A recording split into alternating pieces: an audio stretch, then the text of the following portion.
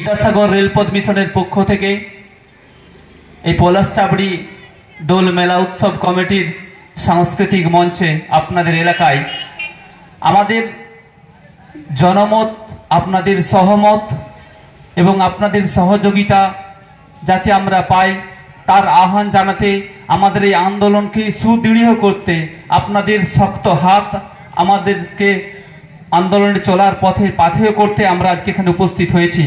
এখানে উপস্থিত হয়েছেন আজকের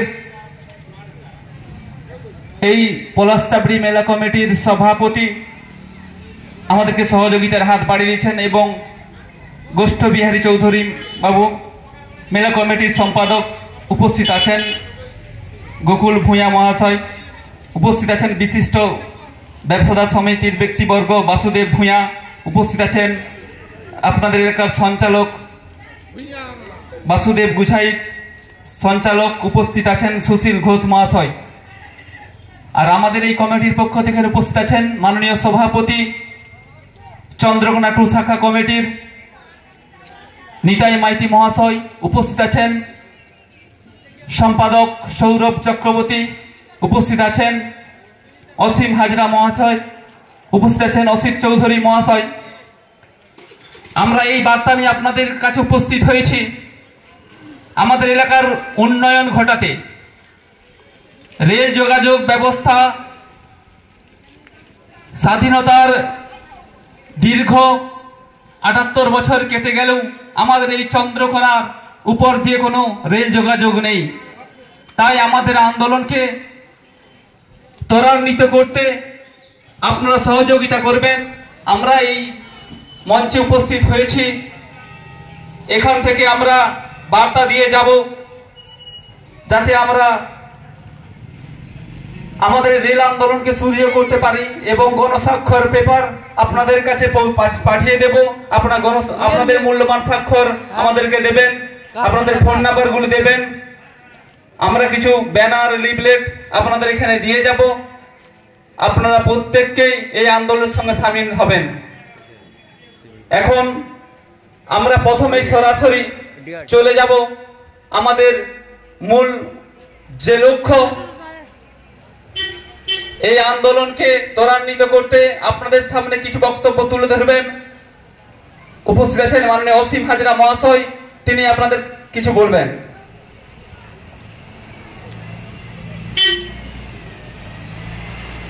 প্রথমেই ধন্যবাদ জানাবো এই পলাশচাবড়ি ঘাটে যে মেলা চলছিল সেই মেলা কমিটির সম্পাদক তথা প্রত্যেক কমিটির সদস্যকে,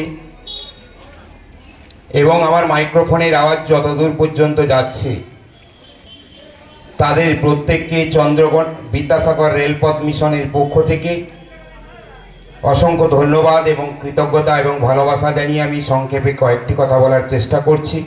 প্রকৃতির অবস্থা ভালো নয়, এই মঞ্চে একটু পরেই সাংস্কৃতিক অনুষ্ঠান শুরু হবে, তবুও সংক্ষেপে বলছি যে বিদ্যাসাগর রেলপথ মিশন, এই বিদ্যাসাগর রেলপথ মিশন আমাদের 2024 সালে আমরা তৈরি করেছি এই সংগঠনটি। এটি সম্পূর্ণরূপে একটি অরাজনৈতিক সংগঠন।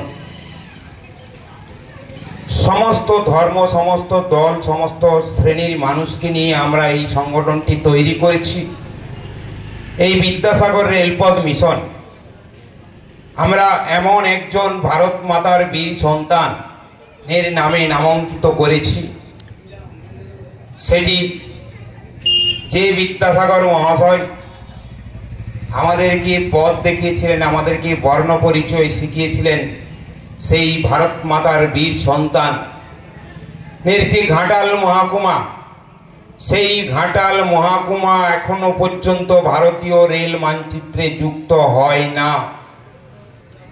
আমাদেরকে ভাবতে অবাক লাগছে যে দীর্ঘ স্বাধীনতার পর থেকে কেন আজকে বিদ্যাসাগর মহাশয়ের জন্মস্থান যেখানে বীরসিংহ, আমাদের পার্শ্ববর্তী ব্লকে ভারত মাতার বীর সন্তান রয়েছেন, বীর যোদ্ধা ক্ষুদিরাম বসু রয়েছে, কেন এখনো সেখানে রেল এসে পৌঁছায়নি, তারই সপক্ষে আপনাদের সামনে এসেছি আপনাদের জনমত সংগ্রহ করতে। আপনারা জানেন যে রেল একটি গুরুত্বপূর্ণ বিষয়।